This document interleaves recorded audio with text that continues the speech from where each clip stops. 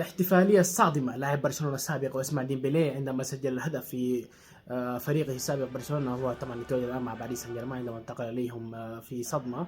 يعني انصدم جماهير برشلونة، صدمت بأنهم محتاجين تدعيم بالفريق، في نفس الوقت فقدوا اللاعب.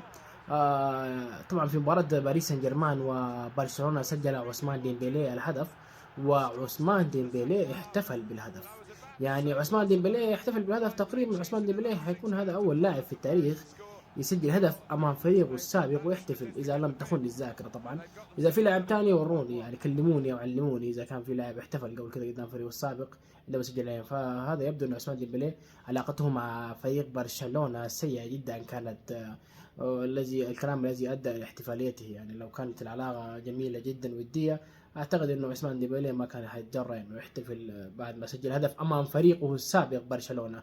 فبس يعني هذه كانت صدمة للجماهير الكاتالونية بان عثمان ديمبلي الذي وجد يعني قدم مع برشلونة 6 مواسم، يعني فليس بالشيء القليل يعني عشان نقول انه هو انسان يعني ما عنده انتماء ولا كذا يعني. بس شكله في مشاكل كانت بين عثمان ديمبلي وبرشلونة، فاحتفاليته غريبة ومريبة.